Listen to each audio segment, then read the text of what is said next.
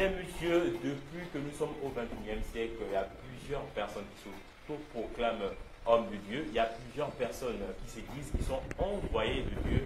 Donc, vous avez bien entendu, nous allons parler de vendeurs d'illusions. Aujourd'hui, c'est notre thème central. Pour en parler, je ne suis pas seul. Je suis accompagné de Kendrick pour la première partie. Ensuite, je serai accompagné de Manuel pour la deuxième partie de l'émission. Bonjour Kendrick. Bonjour Stéphane. Comment va? Ça va bien et vous? Ça va super bien. J'espère que la matinée, ça a été pour toi. J'espère aussi que tu as passé une très belle nuit et j'espère aussi que Dieu a étendu sa main sur ta vie. Et j'espère aussi que tout au long de cette journée, il va te faire de merveilles, il va te donner la grâce possible en fait. Donc c'est tout le souhait que je te souhaite aujourd'hui en ta faveur. Ouais, merci, c'est un souhait partagé. Déjà, nous bossons la fatigue, Dieu renforce ce que nous puissions être là le matin.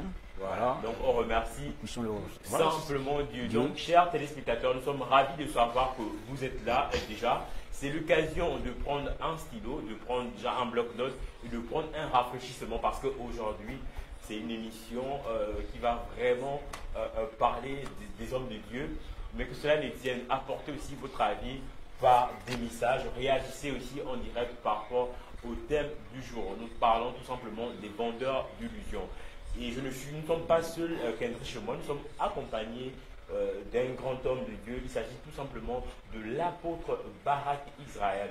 Bonjour apôtre. Bonjour. Comment allez-vous? Bien, par la grâce de Dieu. Bienvenue encore chez vous, c'est votre maison. Donc le plaisir est pour nous de savoir que vous êtes présents ici ce matin. Donc ça nous fait vraiment plaisir que vous soyez là. Et j'espère aussi que vous allez pouvoir bénir des personnes. Donc avant de commencer, étant homme de Dieu, avant de commencer, et nous sommes sur un plateau, j'aimerais que l'homme de Dieu puisse bénir déjà l'émission pour qu'on puisse avancer. Amen. Alors tout le privilège est pour moi, nous allons prier. Seigneur était notre Dieu, nous bénissons ton nom, nous te rendons grâce de ce que tu permets que nous soyons là. Bénis encore Seigneur cette télévision, bénis Seigneur ces bien-aimés, animateurs de cette émission. Laisse que tout ce qui va se faire, éternel notre Père, serve à la gloire de ton nom. Merci encore, c'est au nom de Jésus que nous avons prié. Amen. Amen. Merci apôtre.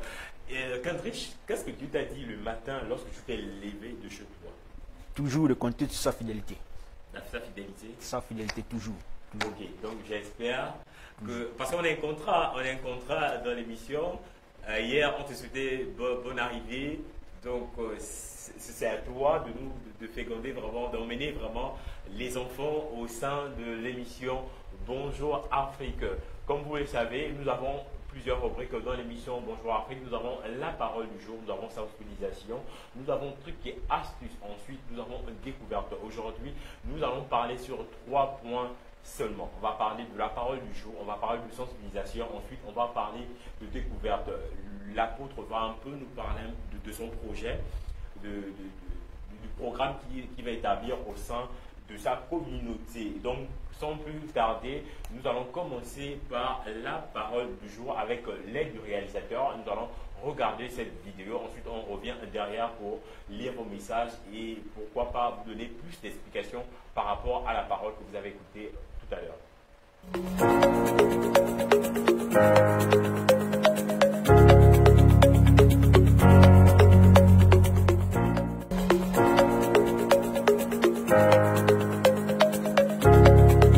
Ma maison sera une maison de prière. Vous en avez fait une caverne de voleurs et de bandits. On vend l'huile, on vend l'eau, on vend le sel, on vend le mouchoir, on vend le savon, on vend la crème, on vend tout. Est-ce que c'est ça la maison de Dieu? L'assemblée, les assemblées des enfants de Dieu doivent être, ça doit ressembler à des assemblées des saints. On dit actes prophétiques, ce n'est pas des actes prophétiques, c'est la magie, c'est du fétichisme, c'est le syncrétisme. Si ça ne s'arrête pas, bien aimé, on aura des problèmes. Il faut prier pour que ça cesse. La maison de Dieu est une maison de prière, un lieu de culte où nous venons avec un cœur sincère Nous venons nous repentir devant la face de Dieu. Nous venons communier avec le Saint-Esprit. Nous venons demander la force à Dieu. Parce que vivre dans la chair, c'est pas une chose facile. Non, on laisse ça. On va dans autre chose. On transforme la maison de Dieu en établissement financier, en microfinance. On prend l'argent de Dieu, on partage aux païens. Est-ce que c'est ce qui est dit? La Bible dit, lorsque les enfants de Dieu dans l'église primitive avaient des biens, ils partageaient entre eux. Pourquoi? Parce que ceux qui étaient déjà là dans l'église étaient sauvés. L'église n'est pas une microfinance. Et si nous ne prions pas, bien aimés, ce sera la mort. Le Seigneur dit, nous avons échoué. Tu dois prier pour que ces choses cessent. Pour que Dieu aide les chrétiens à prendre conscience que ces choses ne viennent pas de Dieu. Cette manière de faire le culte ne vient pas de Dieu. Quand on prend les offrandes de l'autel, les leaders, nous prenons ça. On fait les tontines. Comment tu peux prendre les offrandes de Dieu pour aller faire la tontine? Comment tu peux prendre l'offrande? La Bible dit que celui qui prêche est nourri par l'autel. C'est l'argent de l'autel. Toi, tu prends ça pour faire la tontine. Pourquoi? Tu prends ça pour bâtir tes entreprises. Est-ce que tu viens au Seigneur pour prendre les offrandes pour aller bâtir tes entreprises? Avant cet argent-là, où étaient tes entreprises? Est-ce que tu es venu servir le Seigneur pour prendre maintenant l'argent de Dieu, aller faire tes affaires? Nous devons prier pour que ça cesse. L'argent de Dieu, c'est pour le but de Dieu. C'est pour son œuvre. C'est pourquoi vous devez prier, bien-aimés. C'est lamentable. C'est triste. Les offrandes, on fait nos projets, nos propres projets. Est-ce que l'argent de Dieu, c'est ton argent, pasteur? Est-ce que l'argent, c'est ton argent, prophète? Tu prends l'argent de Dieu, tu fais ce que tu veux. Des fois, des choses qui n'ont rien à voir avec l'œuvre de Dieu. Encore qu'on utilise les offrandes vraiment pour l'œuvre de Dieu. Mais lorsqu'on utilise les offrandes maintenant pour des choses qui ne sont même pas pour l'œuvre de Dieu, on prend les offrandes de Dieu pour aller faire la fête avec des prostituées. Est-ce que c'est normal? Quand un leader d'assemblée prend les offrandes de Dieu pour aller faire la fête avec les prostituées, pour partager aux païens, tu ne prends pas l'argent de Dieu pour faire l'œuvre de Dieu, mais tu prends ça pour partager aux païens. Lorsque nos églises deviennent des entreprises personnelles, des cabinets de consulting, avec des consultations prophétiques payantes, on vient payer pour consulter l'homme de Dieu. Seigneur Jésus, où va l'église? Où va l'église? Où va l'église de Christ? Quand on doit maintenant payer pour consulter l'homme de Dieu, la Bible dit dans Malachie, c'est dans la bouche de l'homme de Dieu qu'on demande la loi. Dieu n'a jamais dit de payer pour ça. Même s'il faut consulter les gens dehors, à cause du Seigneur, Dieu a tellement payé cher pour que ses enfants soient sauvés, au lieu encore de leur mettre un joug. Pourquoi, église? Et celui qui n'a pas d'argent, donc il ne va pas consulter le Seigneur. Celui qui n'a pas d'argent, donc il ne pourra pas assister à un temps de louange. Mais l'argent que nous avons eu pour faire tout ce que nous sommes en train de faire, qui nous a donné cet argent? Est-ce que nous avons besoin de rembourser à Dieu l'argent que Dieu nous donne pour ses œuvres? Donc Dieu n'est pas capable de mettre à notre disposition des moyens qui vont nous permettre de faire en sorte que son peuple soit édifié, soit apaisé, reçoive la parole et la prière. Il faut payer. Il faut payer. Et avec des choses comme ça, vous voulez que le réveil intervienne. Le réveil n'interviendra pas. Parce que cette façon de faire ne vient pas de Dieu. La Bible dit, venez payer sans argent. Venez acheter sans argent. Parce que Christ a déjà tout payé. On dit la salle coûte cher. Mais pourquoi est-ce que tu ne prends pas une salle qui ne coûte pas cher? Il y a des personnes dans l'église que Dieu a touchées et qui ont mis à la disposition de l'homme de Dieu des moyens pour pouvoir faire l'œuvre de Dieu. Si on a payé une salle pour toute la journée, alors tu fais l'œuvre de Dieu. Celui qui a donné, s'il demande d'être remboursé, ça veut dire qu'il n'a pas donné. Si tu donnes, tu ne demandes pas d'être remboursé. La Bible dit que quand Dieu envoie l'équipe, Dieu va toujours toucher quelqu'un pour mettre à ta disposition les moyens de faire ce que tu dois faire. Et il n'a pas besoin qu'on rembourse. On doit payer, on doit payer. Répentons-nous. Priez pour ceux qui font ce genre de choses. Ceux qui n'ont pas d'argent, ils vont faire comment? C'est vraiment triste. Quand des hommes de Dieu deviennent des stars, ils sont dans la starmania. Tu sens l'orgueil et la vanité. L'orgueil et la vanité. Tu ne sais pas si c'est un serviteur de Dieu que tu vois ou si c'est Doug Saga. Tellement ils ont les mêmes tics. J'ai vu dans une vidéo un jeune prophète, je crois dans un pays étranger. Il prophétise et il se rend, pour lui, il a tellement prophétisé avec exactitude. Il balance le micro. Non, pour dire que il a atteint l'instrument quoi. Il balance le micro et il s'en va. C'est quoi cette façon de faire? Et avec ça, vous pensez réellement que l'église, nous sommes prêts à recevoir le roi des rois? Non! Répentons-nous! Nous avons échoué! Il y a tellement de points qui sont retenus contre nous. Et tu es responsable aussi. Si tu ne pries pas pour dire au Seigneur d'intervenir dans le cœur des chrétiens. Jésus était obligé de laisser les pharisiens et les grands prêtres dans les temples pour aller prendre des gens sans instruction. Bien aimé, Dieu est capable de susciter une véritable armée. Des hommes et des femmes qui vont marcher sous la crainte de son nom. Qui vont faire autrement. Parce que la manière de faire de maintenant n'est pas de Dieu. Prions.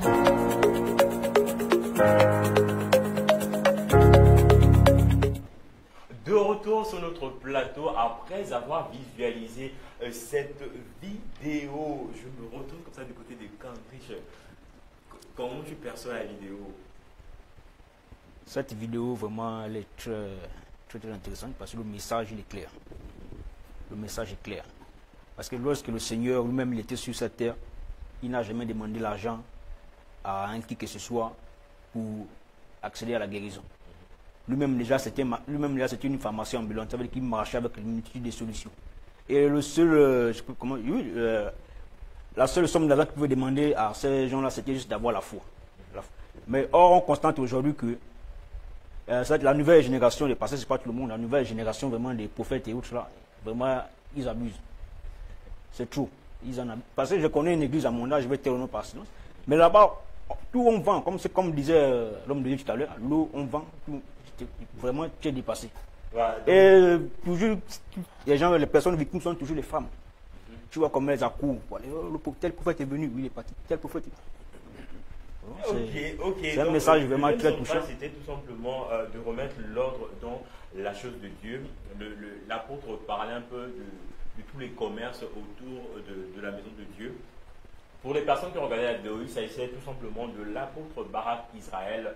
Son église est située du côté du PK8, au marché, en face du marché, au PK8. Donc si vous voulez avoir ce genre de paroles, ce genre de message, allez tout simplement à Onction Ministry. Je pense que j'ai bien cité ça. C'est vrai que nous sommes au Commonwealth. Donc je me retrouve comme ça du côté de l'apôtre par rapport à votre message. C'est votre message déjà. Est-ce que vous pouvez nous dire plus par rapport à ça? Alors, merci pour l'opportunité que vous m'accordez sur ce plateau. Après, il faut dire que c'est comme une sainte colère.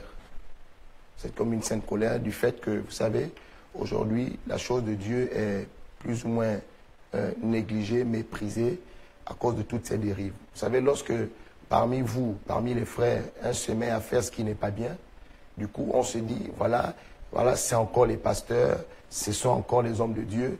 Et vous voyez qu'à un moment donné, on ne peut pas accepter cela. C'est la raison pour laquelle Jésus lui-même, voyant que certaines personnes étaient rentrées dans le temple pour transformer la maison de Dieu en un lieu en un marché, il s'est fâché. Et vous constatez comment aujourd'hui, malheureusement, comme le frère vient de le dire, il y a tellement de dérives que si à un moment donné, on ne dit pas ces choses, après on va finalement croire qu'effectivement, c'est le commun de toutes les églises. C'est vraiment regrettable de voir qu'il y en a qui se servent du nom de Jésus pour faire leur commerce. Moi, je dis non. Si vous voulez faire du commerce, allez-y. Il y a beaucoup de plateformes. Vous n'avez pas besoin d'utiliser le nom du Seigneur pour vendre les huiles et vendre les eaux. Ceux qui sont... on a nos frères mauritaniens qui ont des épiceries, tout ça. Vous voulez vendre l'huile. Ouvrez une épicerie, mais ne prenez pas le nom de Jésus. Ne prenez pas l'église pour vouloir faire votre affaire. Parce qu'après, ça, on va dire, ça diminue même on va dire le respect que les pasteurs avaient autrefois. Quand tu disais que tu étais pasteur, laissez-moi vous dire que c'était avec beaucoup de respect. Aujourd'hui, entre un pasteur et un brigand, on fait beaucoup plus confiance à un brigand. Tout à fait. Voilà. Donc, c'est dans cet état d'esprit que... Et selon vous, quel est l'esprit qui anime ces personnes-là qui vendent tout autour des églises, dans l'église même, qui vendent des mouchoirs, qui vendent des bulles d'onction, qui vendent même des rendez-vous, hein. Parce qu'à un rendez-vous, vous voulez rencontrer un homme de Dieu, il va vous demander une somme d'argent. C'est tout un protocole. Si vous voulez un projet, il va être demandé de déverser une telle somme pour pouvoir déjà prier pour que ce projet puisse voir le jour. Qu'est-ce que vous pouvez... c'est quel état d'esprit qui anime ces personnes? Bon, après, vous savez, la Bible dit, je crois dans 1 Jean 4, au premier verset, ne donnez pas foi à tout esprit, mais éprouvez les esprits, car plusieurs faux sont arrivés au milieu de nous. Ça veut dire que quand on dit faux, ça veut dire que dans cette affaire, vous devez seulement comprendre qu'il y en a, ils n'ont pas été appelés par Dieu. Parce que souvenez-vous, Jésus a dit à Pierre, Pierre m'aimes-tu? À 3 reprises. Et il a dit à Pierre, si tu m'aimes, paie mes brebis. Alors ça veut dire que lorsque vous avez reçu réellement l'appel de Dieu, vous avez compris que vous êtes dans une vocation et non pas un métier ou encore une profession. Vous faites la chose de Dieu avec le cœur. Alors, si vous faites la chose de Dieu avec amour, il y a des comportements que vous n'allez pas avoir. La Bible dit, on reconnaîtra un arbre par ses fruits. Celui qui véritablement veut servir Dieu ne peut pas avoir de tels comportements. Ne peut pas vendre l'huile, vendre le sel, vendre des rendez-vous, ainsi de suite. Non, ça, c'est pas biblique. Dieu ne reconnaît pas ces choses-là. Il faut seulement dire que ces personnes, ce sont des mercenaires. La Bible dit, le bon berger, il vient donner la vie n'est-ce pas? Mais le mercenaire, écoutez, lorsqu'il voit le danger arriver, il abandonne les brebis et il s'en va. Simplement parce qu'il ne reconnaît pas Jésus ou bien Dieu comme étant son maître. Et il ne fait pas l'œuvre de Dieu par amour. La Bible dit, c'est par cupidité que beaucoup, justement, ont pris le titre de serviteur de Dieu. Et aujourd'hui, avec, comme vous le connaissez un peu, l'affaire de prophète, si quelqu'un était charlatan hier, et vous savez, le charlatan, il peut deviner sur votre vie, il peut dire beaucoup de choses. Et donc, avec ce type de pouvoir et de dons, il prend simplement, il revêt simplement l'habit de prophète, et puis là, il ouvre son église, il met son inscription, et puisqu'aujourd'hui les gens sont accros de savoir ce qu'il va se passer demain dans leur vie, et bien voilà, vous rentrez, vous êtes dans une église, mais vous êtes chez un charlatan. Mais un charlatan, lui, si vous venez chez lui, c'est parce qu'il a besoin de se faire beaucoup d'argent. L'apôtre, on voit un peu que c'est la gente féminine qui croit vraiment à ces hommes de Dieu. Pourquoi la gente féminine? Après, il faut savoir que, pourquoi la gente féminine? Simplement parce que, vous savez, la femme, elle est de nature un peu naïve, elle fait facilement confiance. Donc, du coup, vous-même, vous savez, c'est quand vous êtes en face d'une femme, observez bien le comportement des femmes, c'est des personnes qui, d'emblée, font souvent confiance. Elles aiment bien des belles paroles, donc elles tombent forcément sur le charme de ces mercenaires. Du coup, c'est pourquoi on a l'impression que ce sont les femmes qui, en majeure partie, tombent dans le piège de ces personnes. Simplement parce que la femme, lorsque vous lui dites des bonnes paroles et que vous la rassurez, pour elle, ça suffit. Même si après, derrière, il n'en est rien. La preuve, c'est que ce sont elles les plus grosses victimes de ces mercenaires. Et moi, ce que j'ai retenu un peu de toutes les personnes qui aiment les prophéties, moi, je me dis auparavant, ces personnes fréquentaient déjà les gangas parce que les charlatans, parce que je ne conçois pas qu'un homme de Dieu vient le matin, il donne la couleur de votre sous-vêtement, il vous donne l'endroit où vous étiez, et à ce niveau-là, vous croyez tout simplement automatiquement. Et j'avais aussi une autre question, apôtre. À quel moment on doit donner dans la maison de Dieu? Parce que lorsque je vais parcourir votre page, je suis tombé sur ça, où je suis en train de dire, je cite, si tu as mal, quand tu donnes à Dieu 10 000, arrête de demander au Seigneur de te rendre prospère, tu perds ton temps. Mais c'est bien, c'est clair. C'est clair, c'est-à-dire que, vous savez, le donner est de Dieu. La preuve, elle est là. Dieu ne va jamais nous demander ce que lui-même, il n'a jamais fait. La Bible dit, car Dieu a tant aimé le monde qu'il a donné son Fils. Nous voyons que Dieu a donné sa vie. Donc, lorsque vous donnez, vous devez d'abord le faire à cœur joie. Maintenant, si vous n'êtes pas capable de donner à Dieu le peu qu'il vous demande, si vous ne donnez pas à Dieu 500, ne demandez pas à Dieu de vous donner, de vous rendre riche. Parce que vous êtes déjà incapable de donner le peu qu'il vous demande. Or, on voit des personnes qui, justement, passent le temps à prier, à demander à ce que Dieu vienne régler leurs problèmes. Mais quand Dieu va venir régler tes problèmes, sur quelle base? Plus que déjà même le peu que tu as. Il dit, si nous sommes fidèles à les petites choses, il nous accordera les grandes. Tu ne donnes pas 500, mais tu veux que Dieu te donne, il te donne beaucoup d'argent. Pour faire quoi? Ah, c'est bon. Certainement, Kandouche a des questions aussi par rapport à ça. Apôtre, moi j'aimerais savoir, suffit-il de commettre une bêtise en tant que serviteur de Dieu pour être qualifié de faux pasteur? Non. Là aussi, vous faites bien de poser la question. Vous savez, ce n'est pas parce que nous sommes pasteurs, serviteurs de Dieu, prophètes ou apôtres, que nous sommes exempts de commettre des erreurs. Vous savez, la Bible nous parle ici, vous avez vu l'exemple de Pierre. Pierre, au moment où le Saint-Esprit était fraîchement venu sur terre, la Bible dit que Paul a repris Pierre par rapport à sa conduite vis-à-vis de certains frères.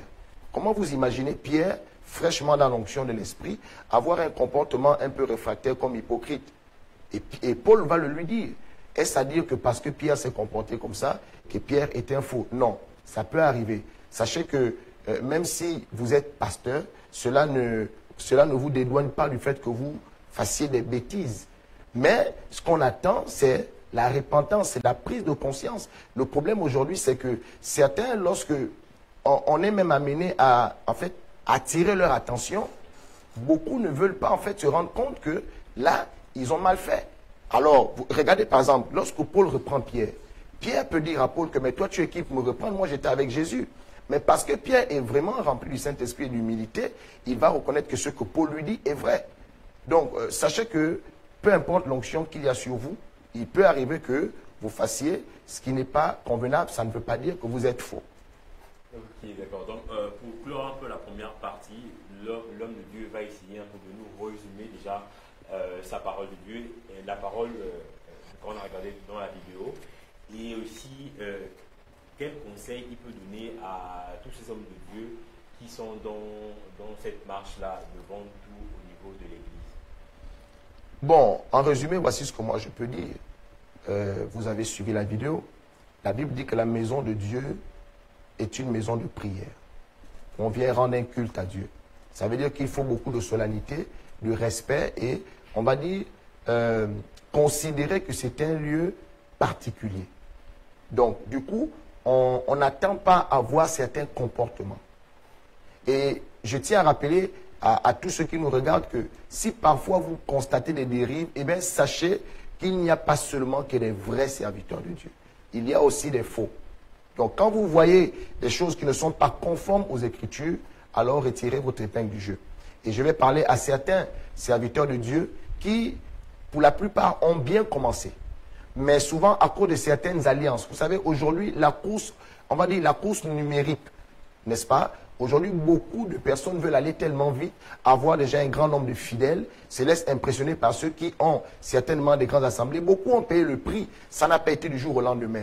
Du coup, donc, certains vont tisser des alliances dans ça. Or, il y en a qui ont des grandes assemblées parce que c'est Dieu qui l'a voulu, et d'autres ont ces assemblées-là, des grandes assemblées, parce qu'ils sont allés toucher autre chose.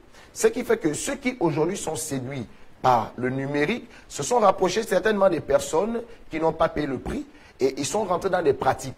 Du coup, la personne qui avait bien commencé avec le Seigneur, maintenant, et en fait, le fait que cette personne se soit, on va dire, approché d'un faux serviteur, il s'est lancé dans une fausse pratique. La Bible déclare que les mauvaises compagnies corrompent les bonnes mœurs. Ce qui fait qu'aujourd'hui, ces personnes maintenant ont du mal à accepter que le couloir qu'elles ont emprunté est un mauvais couloir.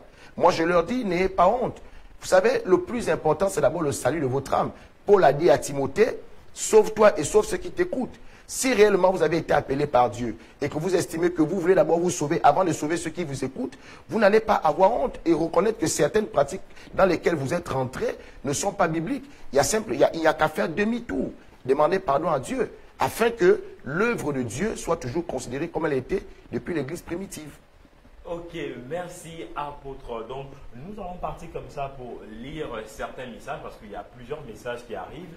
Nous avons Cyrielle qui dit bonjour tout le monde. Nous avons Philomène Tati qui dit yes. Nous avons Ulrich Diego qui dit merci apôtre Barak Israël pour cette lumière relâchée ce matin sur nos vies. Nous avons apôtre Lionel qui dit je suis parfaitement d'accord. Nous avons Diego qui revient en disant une véritable prise de conscience et repentance lorsqu'on est dans l'erreur. Apôtre Lionel dit vous êtes juste dans vos propos, respect. Nous avons plein de messages que je n'arrive même pas à lire comme ça. Donc c'est l'occasion aussi pour vous, chers téléspectateurs, de poser des questions à l'apôtre, comme ça il va vous éclairer un peu plus par rapport à des questions où vous voyez assez d'hommes, il va vous éclairer par rapport à ces différentes questions. Donc un seul numéro, le 062 43 21 21, c'est le numéro qui vous donne l'accès à pouvoir réagir en direct par appel, ou si vous voulez envoyer un message via WhatsApp, vous tapez tout simplement hashtag Bonjour Afrique. Nous allons savoir que vous vous adressez tout simplement à l'émission de Bonjour Afrique. Donc c'est tout pour la parole du jour. Nous allons marquer une pause, ensuite nous allons partir à la sensibilisation.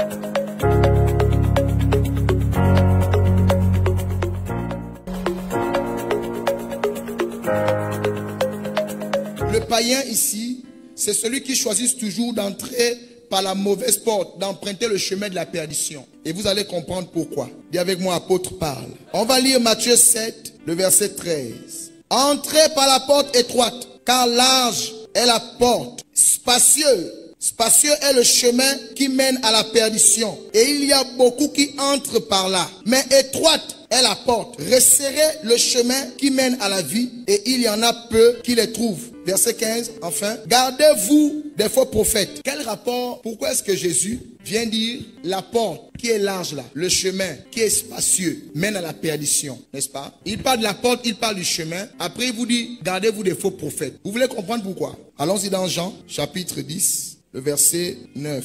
Jean 10, 9 dit ceci. Je suis la porte. Si quelqu'un entre par moi, il sera sauvé. Est-ce que tu sais que les hommes que nous sommes, nous représentons des portes, nous représentons des chemins. C'est pourquoi Jésus a dit, je suis le chemin, la vérité et la vie. Ça veut dire que quand tu me choisis, ça veut dire que tu marches sur le chemin de la vérité et de la vie. Donc faites attention aux personnes à qui vous vous liez. Faites attention aux personnes que vous suivez. Ça veut dire que c'est une porte par laquelle tu rentres. Et Jésus va dire à ses disciples, gardez-vous des faux prophètes. Ce sont des portes, mais ce sont des portes larges. Ça veut dire quoi? Vous voyez, les païens aiment avoir affaire à des leaders qui sont larges. Bien avec moi, les leaders larges. Voilà, il est tellement large. Bien aimé, vous savez, quand la porte est large, tout rentre. On voit des églises et des assemblées où la porte est large. Ça veut dire quoi? Le leader est large. Il prend tout. Si seulement on voit un endroit où on prend tout. Bien aimé, un vrai leader ne peut pas être large. Jésus lui-même n'était pas large. Jésus est la porte des brebis. La porte étroite, le chemin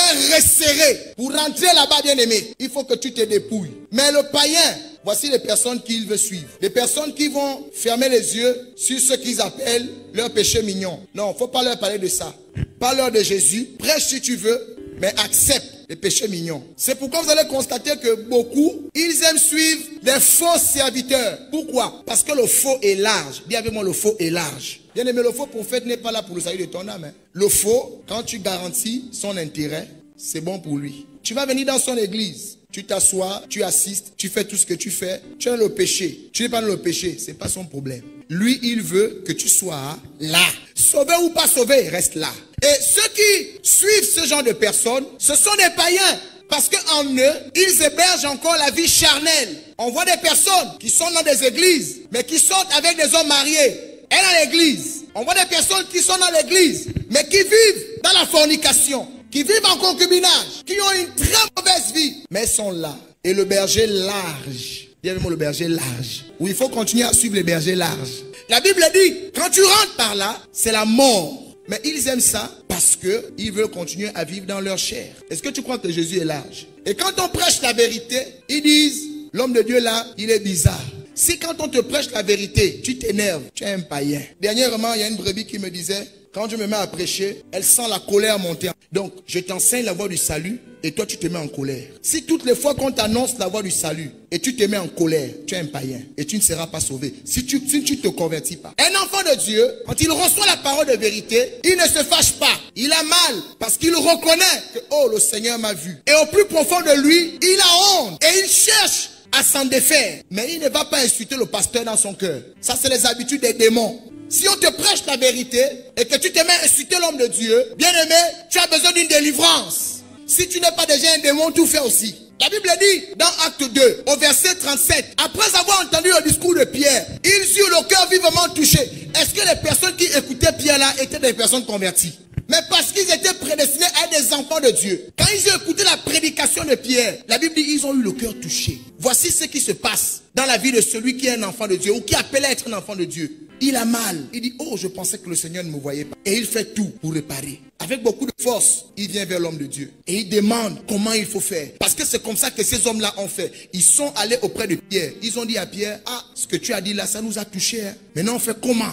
Et Pierre maintenant va leur montrer la voie à suivre. Il leur a dit, repentez-vous et soyez baptisés au nom de Jésus pour le pardon de vos péchés. Ensuite, recevez le Saint-Esprit. Et avec moi, je ne dois pas m'énerver quand on m'annonce l'évangile de vérité. Si je m'énerve, je suis suspect. C'est vraiment dommage. Bien aimé, tout ce que nous faisons là, c'est juste pour une seule chose. Un jour, vivre éternellement avec le Seigneur. Ne suivez pas tout le décor là. Si tu n'as pas compris que l'essentiel, c'est d'être un jour dans l'éternité avec Dieu, c'est que tu es perdu d'avance. Alléluia. Ce n'est pas la parole de Barak, c'est la parole de Christ. On a lu, non? Qui a parlé comme ça? C'est Jésus. Donc faites attention à ne pas marcher avec des personnes qui sont trop larges. Même quand vous avez des amis. Un bon ami, c'est celui qui te dit la vérité. Si seulement tu vois quelqu'un, même dans la bêtise, il t'encourage. C'est un sorcier. Quand Quand tu fais ce qui est mal, on doit te dire c'est mal. Ne te gonfle pas.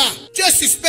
Alléluia. Un ami va te dire, ah bon, combi, là c'est pas bon. Non, non, non, non, écoute, là tu as déconné. Mieux, ça bug. Mais dites toujours la vérité. Les personnes larges. Vous savez, j'ai discuté avec des brebis qui sont dans des assemblées. Mais ça dit, tu demandes à la brebis, mais dis-moi, ton pasteur, qu'est-ce qu'il pense de cette situation? À la limite, la brebis est même dans un état où pour elle, ce n'est pas un problème. Puisque l'homme de Dieu n'a jamais fait état. Il ne présente pas la situation de la brebis comme étant une situation critique. Ce qui fait que quand elle croise maintenant un vrai serviteur de Dieu, c'est pas qu'elle trouve des bizarres. Il veut montrer quoi? Il veut faire comme celui qui connaît la parole de Dieu. Moi, j'étais aussi avec un serviteur de Dieu. C'est vraiment dommage. Alors, sachez que toutes les fois que vous suivez un homme, c'est une porte par laquelle vous rentrez. Toutes les fois que vous suivez un homme, c'est un chemin que vous empruntez. Mais Dieu dit, en termes de serviteurs, gardez-vous des faux. Parce que les faux sont larges. Ce sont les portes larges où tout rentre. On accepte tout. Mais un vrai, la porte est étroite. Ça veut dire tout ne rentre pas là-bas. Je vous pose une question. Est-ce que toute la terre sera sauvée? C'est la raison pour laquelle vous allez constater que là où il y a la perdition, c'est foule. Là où il y a la perdition, c'est foule.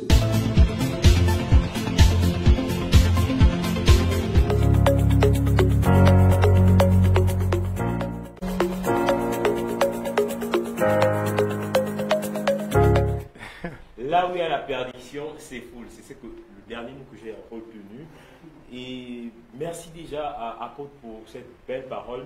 Moi, je voudrais savoir, un vrai leader ne peut pas être large. Qu'est-ce que vous voulez dire par un vrai leader ne doit pas être large?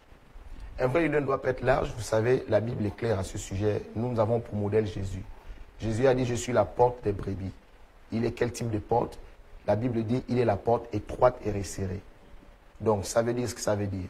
Un bon leader ne peut pas être large. Large veut dire, il faut tout accepter. Il faut tout recevoir. Jésus n'accepte pas tout, il ne reçoit pas tout. Jésus accepte ceux qui croient en lui et qui veulent marcher avec le Père. Donc, si vous n'êtes pas d'accord avec ce que Jésus enseigne, Jésus n'a pas besoin de vous. Du coup, un vrai leader ne peut pas tout accepter. Il y a un minimum. Cela ne veut pas dire que les brebis qui viennent, elles viennent automatiquement parfaites. Aucune brebis ne vient parfaite. Mais la chose que Dieu demande, c'est de venir avec la foi. La Bible nous dit, dans Hébreux 10, 22, approchez-vous avec un cœur sincère. C'est-à-dire, vous reconnaissez déjà que vous êtes dans une condition compliquée et vous avez besoin de Dieu. Au moins cette conscience peut permettre à Dieu de vous accepter. Donc, c'est dans ce sens-là pour dire qu'on ne peut pas être large. Ok, d'accord. Par la même occasion, lorsqu'on regardait la vidéo de l'apôtre, nous avons introduit M. Emmanuel sur le plateau, que je vais avoir l'occasion de dire bonjour. Bonjour Emmanuel. Bonjour Stéphane, bonjour apôtre Barak. Bonjour Emmanuel. Je vais très bien, merci. Et par rapport à la parole d'aujourd'hui, la parole d'abord du jour et ensuite la sensibilisation. En fait, les deux paroles de l'apôtre ici, je note en fait une majeure satisfaction, même parce que le plus souvent il est très peu perçu dans nos églises de voir des hommes de Dieu aborder des thématiques aussi perçantes. Et donc parler des apôtres, des hommes de Dieu qui usent de la malice, du vice pour s'enrichir illicitement, en fait c'est louable. Et vraiment merci beaucoup apôtre. Aujourd'hui même, dans notre rubrique sensibilisation, nous nous étendons davantage sur notre thème du jour, les vendeurs d'illusions au sein des assemblées. Et nous avons essayé de définir qu'est-ce que c'est que vendeur d'illusions. Et un vendeur d'illusions est tout simplement un escroc qui abuse de la confiance des gens, de leur crédulité et de leur naïveté pour parvenir à leur fin. D'accord? Partant de ce postulat, apôtre, j'ai une question à vous poser. Un docteur, c'est son métier, il vit aux dépens de ce qu'il fait. Un footballeur, c'est son métier, il vit aux dépens de ce qu'il fait. Et ma question est la suivante, en fait. Un homme de Dieu qui a fait du pastorat ou du simple fait qu'il soit prophète, un métier pour lui, comment est-ce qu'il parvient à survivre? Bon, vous savez, je peux reprendre? Oui, allez-y. Merci pour cette question. Après, il faut dire que il y a, en fait, lorsque vous consultez la Bible, les Écritures saintes, vous verrez que le Seigneur dit quelque part, celui qui prêche l'Évangile vivra de l'Évangile. Cependant, il va dire aux disciples, vous avez reçu gratuitement, vous devez donner gratuitement. Qu'est-ce que Dieu voulait dire par là? Jésus a donné cette instruction à ses apôtres, à ses disciples, en leur faisant savoir normalement que vous n'êtes pas là pour vendre le don. Mais lorsque vous allez servir le Seigneur et la manifestation de Dieu au travers de vous, inévitablement, les personnes seront portées à vous bénir. Mais vous ne vendez pas. Ça veut dire que vous ne pouvez pas déjà, comme quand on rentre dans un magasin, les prix sont affichés, et puis quand quelqu'un arrive dans votre église, les prix sont déjà affichés. Non. Il faut laisser, on va dire, le libre cours aux personnes qui ont été touchées de savoir rendre grâce à Dieu. Il y a des manières de faire dans des assemblées où on sait par exemple que le dimanche, n'est-ce pas, les gens, à un moment donné, quand le culte est terminé, chacun donne une offrande, c'est biblique. Parce qu'on dit, tu ne peux pas venir à la maison du Seigneur les mains vides. Mais Dieu veut que cela se fasse librement et avec un cœur rempli de joie, sans contrainte. Voici un peu ce que je peux dire à ce sujet. Justement, et là le message est encore très clair. On n'impose pas des tarifs pour une consultation ou un quelconque service, mais il faut laisser le libre choix à la personne qui s'est sentie touchée de rémunérer en fonction de son ressentiment. D'accord, prophète, mais face à tous ces éléments que nous avons énumérés, le commerce, la parole au sein des assemblées, nous avons parlé de la mise en avant exponentielle du miracle au détriment de la parole. C'est ce que nous constatons dans les assemblées aujourd'hui. On prêche plus sur le miracle que la parole même, j'ai envie de dire. Est-ce que les chrétiens doivent subir une sensibilisation propre à ce sujet pour se séparer des faux serviteurs de Dieu? En effet, c'est d'ailleurs là l'un des plus gros combats du siècle présent. Essayer de ramener les chrétiens à la chose essentielle. D'ailleurs, vous savez, Jésus, à un moment donné, il est arrivé devant une certaine population, à Capernaum, et là, il va refuser de faire des miracles. Pourquoi Jésus va refuser de faire des miracles alors qu'on sait qu'il en fait? Simplement parce que si l'essentiel est maintenant mis de côté, alors il faut tout arrêter. Aujourd'hui, si certains mettent le miracle en avant, c'est certainement parce que le miracle attire. Vous savez, tout le monde a des problèmes. C'est-à-dire, à plus grande majorité, les gens sont d'abord charnels. Donc, ils vivent des problèmes au quotidien et ils ont besoin que ces problèmes soient résolus. En effet, le don du miracle peut attirer. Mais ce que nous reprochons aujourd'hui, c'est que malgré que les foules aient été attirées par la manifestation des miracles, l'homme de Dieu, le pasteur, le prophète ou l'apôtre devrait saisir l'occasion du fait que les gens soient rassemblés maintenant pour prêcher la parole. Maintenant, s'il faut passer tout le temps à parler que miracle, miracle, miracle, et que finalement, ce pourquoi Christ est venu et qu'il est mort à la croix et mis de côté, ça veut dire qu'on n'est plus dans la chose de Dieu, on est déjà dans autre chose en fait. Ok. Tu as encore une autre question? Oui, une toute dernière. Aujourd'hui, vous avez des hommes de Dieu, justement, j'en reviens, qui exercent le consulting via les médias. Nous avons des radios de la place qui émettent certains hommes de Dieu qui prophétisent sur des personnes à distance. Est-ce que cette façon de faire est la bonne, tout simplement? Bon, après, vous voulez mon avis? Bon, votre avis pour moi, je dirais que il me serait difficile de le faire. Pourquoi? Parce que, vous savez, lorsque nous parlons de prophétie, nous parlons ici de certaines révélations dans la vie des personnes. Vous savez, le pasteur, tout comme n'importe quel professionnel dans une entreprise, est tenu ce qu'on appelle le secret professionnel. Ça veut dire que ce n'est pas... Il y a des choses que Dieu vous montre. Vous n'êtes pas censé... Parce que les réseaux sociaux, tout le monde peut être connecté. Vous allez dire certaines choses qui vont certainement choquer d'autres personnes, exposer la vie des personnes. Bon, je trouve que enfin, on peut peut-être... Je ne sais pas comment les gars ils le font, mais moi je trouve que ça ne devrait pas se faire comme ça. Parce que c'est exposer la vie des gens. Et je pense que le pasteur ou le serviteur de Dieu devrait être la première personne qui est tenue au secret confidentiel, au secret professionnel. Dites peut-être à la personne, vous donnez peut-être quelques indices qui ne sont pas des indices qui vont attirer l'attention. Et ensuite, si la personne veut, elle vous recontactera et ensuite vous parlez maintenant avec la personne de vive voix en tête à tête, sans qu'il y ait des personnes autour, pour éviter les fuites de tout ce que vous pourrez dire. Okay. Et donc, par rapport, déjà, moi j'ai une question par rapport à la vidéo que nous avons visualisée, la dernière vidéo, où vous faites attention aux leaders des églises. Moi, je prends le cas de tous ces hommes qui veulent faire typiquement comme dans la Bible. Donc, les œuvres que Dieu a eu à faire, ils veulent réaliser ces œuvres en notre temps. On sent que là-bas c'était l'ancien temps, mais ils veulent réaliser ça en notre temps. Donc, je prends l'exemple d'un pasteur, soi-disant pasteur, qui avait marché du côté des Achaïs. Il s'est noyé. Je prends le cas de celui d'Oyem, déjà, qui a voulu faire comme Jésus. Il a demandé à l'un de ses disciples d'aller le crucifier. À ce niveau, qu'est-ce que vous pouvez dire à ces hommes de Dieu? Est-ce que vous êtes d'avis avec ceux-là qui veulent faire typiquement comme dans la Bible? Après, il faut savoir que la Bible dit quelque part dans le livre des Psaumes, n'est-ce pas, je crois 119, 130, ou 130, 119, si j'ai bonne mémoire, c'est la révélation de la parole qui est claire.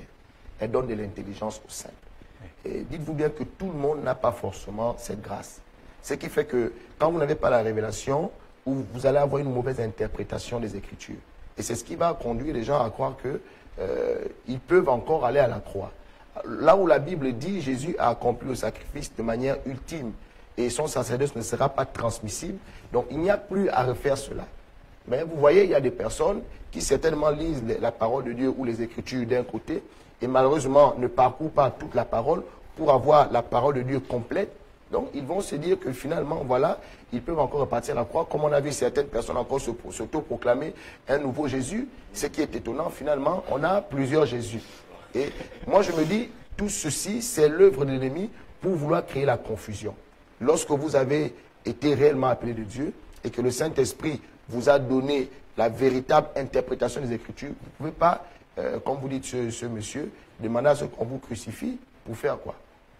La preuve, elle est là. Après, bon, finalement, on attend. Il n'y aura pas de résurrection. C'est de la mauvaise analyse de la Bible, la mauvaise compréhension du message de Dieu. Ah, vraiment emmener cet homme. Donc, on a terminé un peu, on a essayé un peu de faire le tour, les grandes lignes par rapport à nos différents thèmes.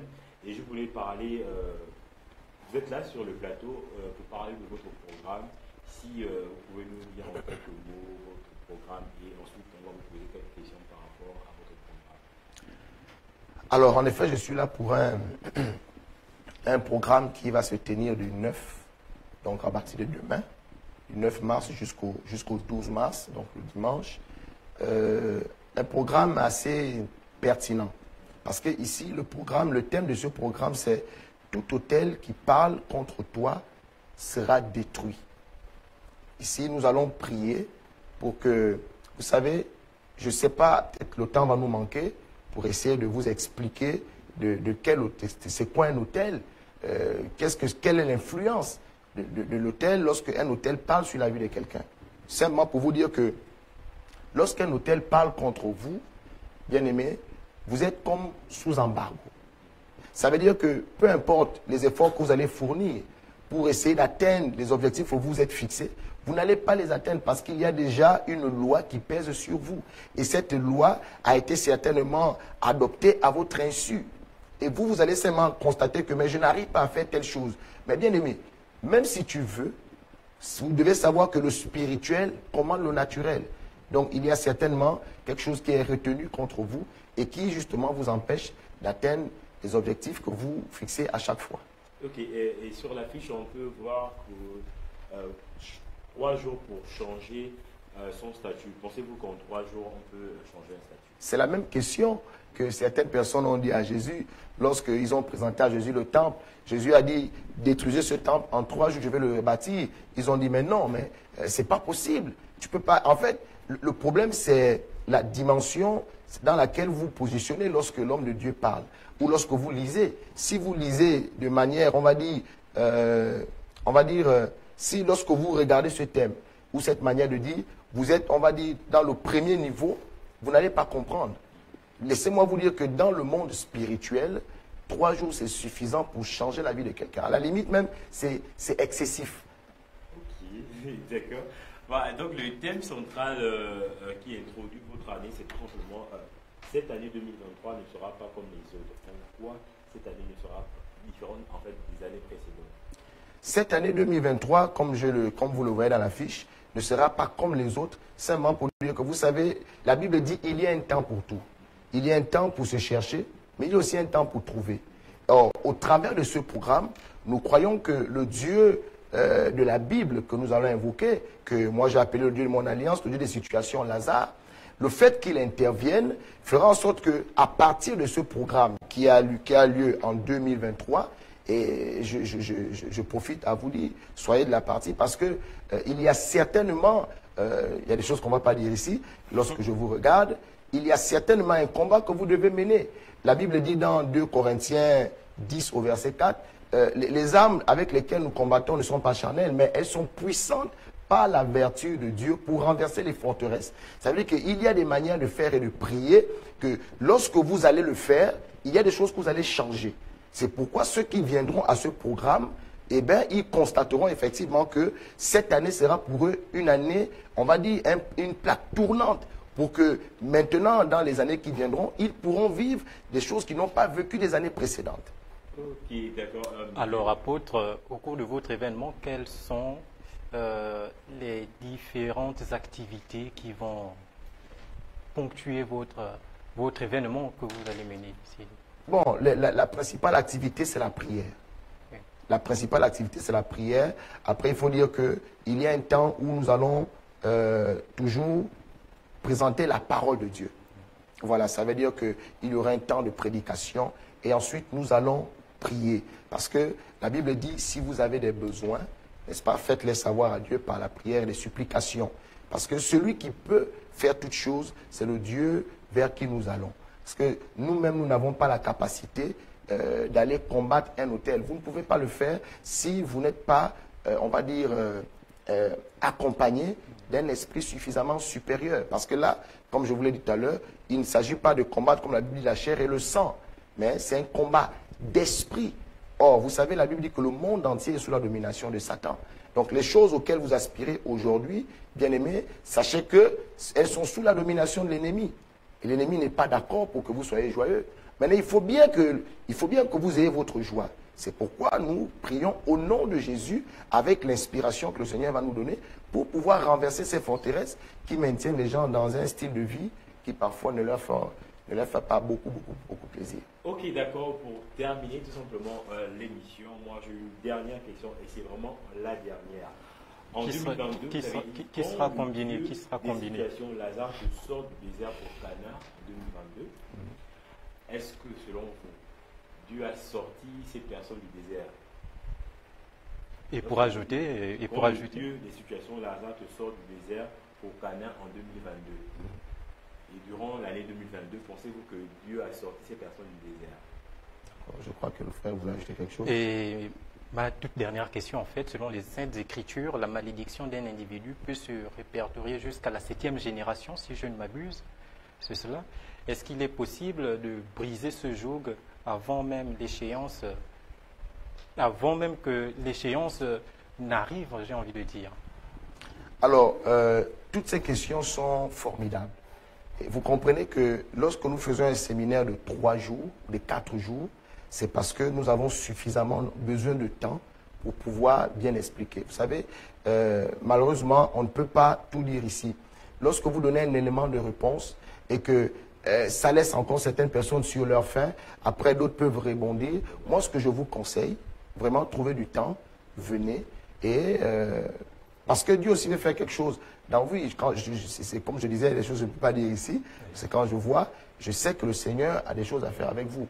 Alors, par rapport à la question de est-ce qu'ils sont sortis du désert, vous savez, il y a un temps pour tout. Alors, il y a un temps où Dieu vous prend, vous êtes en Égypte, un temps il vous met dans le désert, et un temps vous marchez dans le désert, et un autre temps où il vous fait rentrer dans Canaan. Mais vous devez observer que chacun de ces moments, on va dire, est marqué par des épreuves. Il faut à chaque fois, c'est comme à l'école. Lorsque vous êtes en 6e, vous faites des devoirs pour passer en 5e et ainsi de suite. Ce n'est pas parce que Dieu dit il va vous mettre à Canaan que vous allez penser que vous n'allez pas être éprouvé. Ceux qui ont réussi, n'est-ce pas, ils sont rentrés et ils progressent. Donc c'est ce que je peux dire pour le moment. D'accord, donc vous terminez l'émission certainement à votre mot de fin à sa communauté. Le mot de fin, pour dire que ça commence pour le programme, n'est-ce pas? On commence demain à partir de 17h30, c'est à Onction Ministry, en face du marché banane. À côté, vous verrez une pharmacie, la pharmacie Saint-Esprit. Il y a un bâtiment là, la grande salle polyvalente. Voilà, vous venez là à partir de 17h30. Ce sera du 9 au 12 mars. Nous serons dans des temps forts de prière, de démonstration de la puissance de Dieu, parce qu'aujourd'hui, les gens en ont aussi besoin. On a l'impression que Dieu n'agit plus. Non, ceux qui veulent voir vraiment leurs conditions changer, ils n'ont qu'à effectuer le placement et ils verront la gloire du Dieu de situation Lazare se manifester. Ok, donc le 12, c'est à la même heure. C'est toujours à la même heure? Non, le dimanche. Le dimanche, Oui, merci pour la précision. Le dimanche, on va commencer à 10h30. Ok, et d'accord. Donc, pour terminer comme ça, je veux saluer toutes les personnes qui ont eu à réagir durant l'émission. Je veux saluer Gisèle Ndombi qui a beaucoup réagi, Jules Inanga, merci déjà pour l'intérêt que vous avez accordé à Bonjour Afrique, Nathalie et Yangui.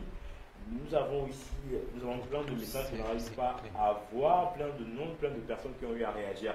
Merci déjà, c'est la fin de Bonjour Afrique. On se dit à demain lorsqu'il va être 8h sur nos antennes. Merci apôtre, d'être passé sur nos antennes.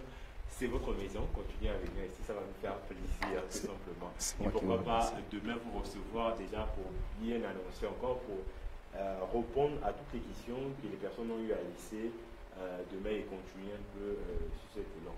Moi ça va me faire plaisir. Hein. Je ne sais pas si c'est Après on peut se rendre sur place, oui. Oui, on va se rendre sur place pour essayer d'être édifié par rapport à ce programme. Moi, je lève ma main. Quand on est grand, on ne monte pas. Voilà, donc c'est la fin de cette émission. Au revoir. Sentez-vous à l'aise de venir à Bonjour Afrique. On se dit demain. Au revoir.